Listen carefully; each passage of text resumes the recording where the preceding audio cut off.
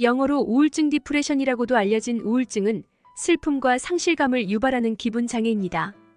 우울증은 감정, 생각, 행동 방식에 영향을 미치며 많은 정서적, 신체적 문제를 일으킬 수 있습니다. 다 필요 없고 한국 보내줘. 고향 돌아간 후 우울증 걸린 프랑스 여대생. 해외 감동 사연. 한국에 눌러 앉고 싶어. 유럽은 안 되겠네. 프랑스 시골의 집안. 눈물을 참지 못하는 여대생이 보입니다. 한국이 그립다고 글을 쓰면서 그나마 스트레스를 조금이라도 풀기 위해 노력 중인데요. 과연 무슨 사연이 있던 것인지 한번 같이 보시죠. 안녕하세요. 저는 프랑스에 살고 있는 기우맹이라고 합니다. 얼마 전 한국에서 교환학생으로 있다가 돌아온 이유 모를 우울함에 어딘가 해소할 곳이 없어 이곳에 글을 씁니다. 저는 프랑스의 꽤나 구석의 소도시이지만 역사를 갖고 있는 아르리라는 동네에 살고 있으며 한국으로 교환학생을 다녀오기 전까지만 해도 프랑스에 잘 적응하고 살아가고 있었습니다.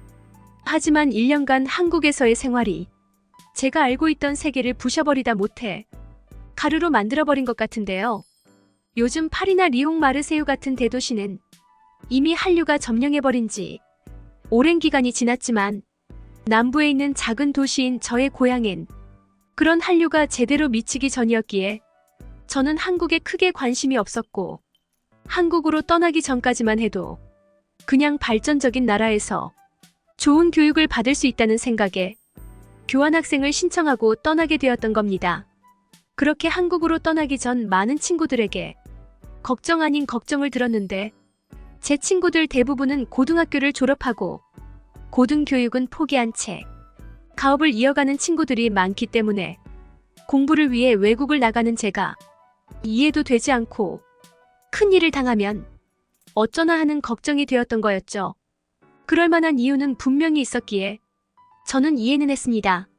당시에 저희 고향에 중국인들이 와인 사업을 위해 많은 양조장을 다니고 있었고 그들이 보여주는 행태가 너무나 위험한 것들이 많았고 그러한 모습은 아시아에 붙어있는 한국 역시 크게 다르지 않을 거라는 생각을 했던 것이죠. 그래도 한국에서의 공부는 분명히 도움이 될 것이란 생각에 저는 포기할 수 없었고 그저 프랑스에서처럼 긴장감을 늦추지 않고 살면 되겠다는 생각에 한국으로 떠나게 되었습니다. 도착한 한국은 많은 부분에서 프랑스랑 완전히 다르다는 사실을 알 수 있었습니다.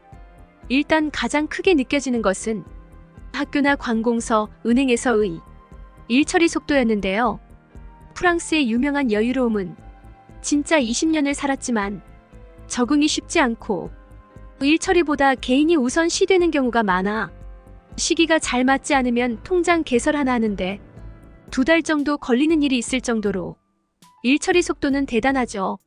하지만 한국은 대기 시간이란 게 무색할 만큼 모든 게 수월히 진행이 되었던 겁니다. 항상 행정 처리를 위해선 하루를 다 허비해도 안 되던 것들이 한국에선 몇 가지를 한 번에 진행하게 되어도 반나절이 안 되어서 다 처리가 가능할 정도로 빨랐던 거죠. 프랑스 은행에서 보내주는 돈으로 생활을 해야 했던 저는 한국을 도착하자마자 은행부터 들려 통장을 만들었는데 여권만 있으면 순식간에 통장과 체크카드가 동시에 발급이 가능했고 그 시간은 대기 시간을 제외하면 10분 정도 걸렸던 거죠. 그리고 해외에서 돈이 오는 속도도 엄청나게 차이가 났는데요. 아무래도 프랑스에선 외국으로 송금을 할 일이 없어서 그 차이는 잘 몰랐는데 부모님이 프랑스에서 송금을 해주시면 도착하는데 걸리는 시간은 일주일에서 2주일가량 상당히 천천히 진행이 되지만 한국에서 보내는 돈은 프랑스에서 뽑아서 사용이 가능하다는 사실을 알게 되었습니다. 속도에 있어서 놀라운 점은 안경에서도 느낄 수 있었는데 안경 렌즈 할 것 없이 그 자리에서 순식간에 처리가 되어 나오는 것이었습니다. 가격 역시 프랑스에 비하면 상당히 저렴한 가격에 들어가고요. 그렇게 한국에 빨리빨리가 이런 것들을 이야기하는구나 생각을 하며 지낼 정도였지만 그 다음부터는 다른 점에서 계속해서 문화 충격을 주기 시작했는데요. 첫째는 바로 대중교통이었습니다. 요즘은 스마트폰이 없으면 생활이 힘들다고 말할 정도로 꽤나 많은 정보들이 핸드폰 하나에 집중되어 있어 하루만 없어도 답답한 경우가 많죠. 그러다 보니 소매치기가 핸드폰을 훔쳐가거나 하면 상당히 골치 아픈 일이 생기죠. 그리고 대부분의 핸드폰은 고가의 물건들이니 많은 소매치기들에게 좋은 표적이 되기도 하기에 대중교통에서 사용하는 건 꽤나 용기가 필요한 행동입니다. 하지만 한국은 그러한 것을 신경 쓰지 않고 대중교통에서 대놓고 핸드폰을 사용한다는 겁니다.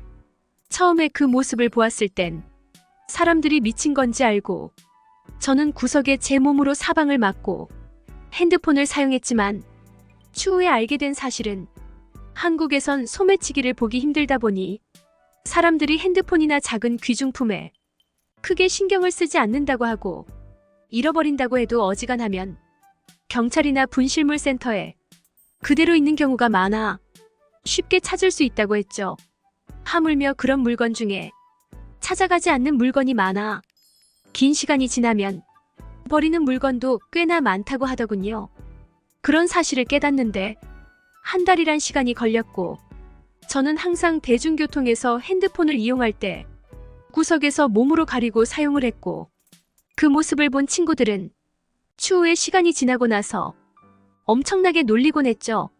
그리고 그런 안전함 때문인지 수많은 사람들이 대중교통이나 사람이 많은 곳에서 이어폰을 사용하는 등 꽤나 자유롭게 고가의 물건들을 길거리에서 사용할 수 있다는 것을 알게 되면서 프랑스의 현실과는 꽤나 많이 비교가 되곤 했고 대중교통 안의 디지털 인프라 역시 상당히 앞서 있다는 것도 알 수 있는데 아까 통장을 만들 때 만들었던 카드로 대중교통을 이용할 수 있으며 그런 금액은 후불로 지불을 할 수 있는 꽤나 합리적이고 편리한 시스템을 구축하고 있답니다.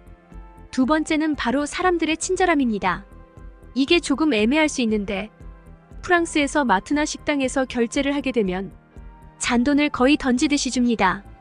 그러다 보니 프랑스에서만 살면 그런 점이 문제가 된다는 것을 모르는 경우가 많은데 한국을 다녀온 이후로는 그런 문화가 기분이 나쁘다 못해 불쾌할 정도로 몰상식해 보인다는 사실을 알게 되었죠. 그렇다면 한국은 어떻게 하느냐? 바로 두 손으로 공손히 주는 것 정도는 아니지만 바닥에 던지듯이 돈을 주진 않고 대체적으론 제 손에 쥐어주는 게 대부분이죠. 사실 이렇게 이야기하지만 한국은 디지털 인프라의 발전으로 인해 돈을 쓸 일이 많지 않아 느껴볼 일이 많지는 않을 겁니다. 하지만 프랑스는 아직도 카드보단 현금을 선호하는 경우가 많다 보니 그러한 점이 불쾌감을 만들어준다는 것은 확실히 알 수 있었으며 프랑스 사람들이 친절해 보이는 다른 이유 중 하나가 바로 길 같은 것을 물어보게 되면 사람들이 친절하게 잘 가르쳐주기에 친절하다는 착각에 빠지는데 당해본 사람은 다들 알 겁니다. 저 역시 프랑스에서 살긴 했지만 프랑스의 모든 도시의 길을 다 아는 것이 아니기에 처음 가는 프랑스 지역에 가면 이를 물어보는 경우가 많았죠. 하지만 가르쳐준 길로 찾아가게 되면 대부분 잘못된 길인 경우가 많고 일부러 그러는 건지는 모르겠지만 가끔은 완전히 반대되는 길로 가르쳐주는 경우도 있었습니다. 그렇게 당하다 보면 결국은 인터넷 지도에 의지를 해서 제 눈으로 확인하면서 찾아가는 경우가 많죠. 하지만 한국 사람들은 생각보다 자세히 길을 가르쳐주고 가끔은 가는 길이 겹치면 소소한 대화를 나누면서 목적지까지 같이 가줄 정도로 엄청나게 친절한 모습을 보여주기도 하죠. 그리고 모르는 길은 솔직하게 모른다고 이야기하고 빨리 다른 사람에게 도움을 청할 수 있는 상황을 만들어주기도 하죠. 특히 공무원들의 친절함은 프랑스 공무원들과 비교하면 거의 천국과 지옥 정도로 차이가 심할 정도인데요. 행정 처리 속도도 느린 프랑스는 개인의 감정을 더 중요시하기에 본인이 기분 나쁠 때 찾아가게 되면 안 만나준다던가 일 처리를 안 해주고 길을 물어보게 되면 거의 지구 반대편으로 보내버릴 정도로 길을 대충 가르쳐주는 게 심한 편이지만 한국의 공무원들은 그런 모습 없이 상당히 친절하고 부드럽게 저의 질문을 해결해주는 경우가 많았습니다. 아마 친절함이라는 단어가 가장 잘 어울리는 나라가 한국이 아닐까 싶었죠. 그리고 세 번째는 도덕적인 것과 관련이 되는 것인데요. 앞서 말한 소매치기처럼 생각보다 양심이 없는 사람들이 프랑스 사람이죠. 특히 정류장이나 박물관 등 사람이 한 번에 입장하지 않고 줄을 서서 기다려야 하는 곳이라면 새치기는 당연하다는 듯 하는 경우가 많죠. 그럴 때마다 내가 먼저 왔다고 어필을 해야 되는 경우가 상당히 불편하죠. 가끔은 먼저 왔다고 이야기를 하면 화를 내면서 분노를 표출하는 경우도 있어 말을 하는 게 무서운 경우도 있기 때문에 그냥 당연하다는 듯 넘겨야 하는 경우도 많죠. 그리고 신호등이 무의미할 정도로 많은 사람들이 무단 횡단을 하는데 그런 것 때문에 운전을 하고 다닐 때 엄청나게 긴장을 하고 횡단보도에선 거의 무조건 멈추게 됩니다. 가끔 이런 것을 보고 유럽의 시민의식이 선진적이라고 말하는 사람들이 있는데 과연 사람들이 신호를 잘 지키면 사람들이 지금처럼 운전할지 궁금한 것이 사실이죠. 그렇다면 한국은 어떨까요? 처음 한국을 방문하는 유럽인들은 공항에서 다른 것이 아닌 한국 사람들의 줄서기에 상당히 놀랄 것인데요. 바로 소매치기가 없다는 특징과 사람들의 양심이 합쳐져 본인이 갖고 있는 짐으로 대신 줄을 서게 되는 경우가 상당히 많다는 것을 볼 수 있습니다. 특히 공항버스를 타기 위해 기다려야 한다면 버스 정류장에 캐리어를 놔두고 카페나 패스트푸드점을 가서 쉬고 있는 경우가 상당히 많죠. 이 정도 이야기했다면 한국의 횡단보도는 어떨지 대충 감이 오시죠? 대체적으로 사람들이 신호등을 잘 지키고 무단 횡단을 하는 경우를 쉽게 볼 수 없지만 그런 특징 때문인지 자동차 운전자들은 생각보다 위험하게 운전하는 경우가 있어 그런 것들은 조금의 불안함이 생길 수밖에 없는 게 사실이긴 합니다. 네 번째는 이젠 전 세계적으로 너무나 유명한 의료 서비스와 관련된 이야기입니다. 프랑스에서 전문의를 만나기 위해선 일반 병원을 들리고 다시 전문의를 찾아가야 하는 상당히 번거롭게 진료를 받아야 하는데 한국은 정말 거짓말 하나 없이 동네에 약 전문의들이 차고 넘쳐서 안과 최은비 정말 큰 병이 아니라면 안에 기다림 없이 전문의를 만날 수 있는데요. 제가 한국 생활을 하고 어느 정도 익숙해졌을 때 기숙사에서 잠을 자던 중 극심한 고통으로 잠에서 깨게 되었는데요. 어떻게든 참아보기 위해 노력을 했지만 제 모습을 본 룸메이트는 너무나 심한 것 같다고 곧장 병원으로 가자는 이야기를 했고 도착한 병원에선 맹장이 터졌다는 이야기와 함께 순식간에 수술실부터 의사가 섭외되어 몇 시간 만에 수술까지 끝내고 나올 수 있었으며 일주일 정도의 입원 후 퇴원을 하게 되었는데 당시에 든 생각은 프랑스였으면 죽을 수도 있었을 것 같다는 생각이 들었고 한국에서 맹장이 터져서 정말 다행이라는 생각이 들었을 정도였고 한국의 의료기술도 상당히 발전적이었다는 것 역시 알 수 있는 경험이 되었는데 예전에 친구가 프랑스에서 맹장 수술을 한 것을 본 적이 있었는데 수술이 끝나고 배에 정말 보기 안 좋은 수술 상처가 남았었는데 제 배에는 반창고만 2개 붙어 있었을 뿐 배를 열어보았다는 흔적이 전혀 남지 않았던 것이었고 지금은 배를 보게 되면 상처는커녕 수술을 했다는 게 믿기지 않을 정도로 깔끔한 상태이죠. 그렇게 엄청난 의료기술에 반하게 되었고 지금도 그 당시를 생각하면 아찔하면서도 감사하단 생각이 가득합니다. 5번째는 화려한 밤 문화인데 프랑스의 밤 역시 화려하긴 합니다. 파리를 가면 말이죠. 하지만 안전은 절대 보장을 못합니다. 깡패와 난민 등 생각보다 다양한 범죄 조직이 결성이 되어 있어 돌아다닐 때 항상 주변을 살펴야 하고 사회생활을 하기 시작하면 첫 월급으로 무조건 호신용품부터 사야 될 정도로 위험함을 많이 느끼게 되죠. 그런 이유로 한국 역시 비슷할 것이란 생각에 도착하자마자 인터넷으로 호신 스프레이를 주문하고 딱 한 번 사용하고 결국은 버리고 오게 되었는데 그 한 번도 제가 오해하는 바람에 사용하게 되었던 거죠.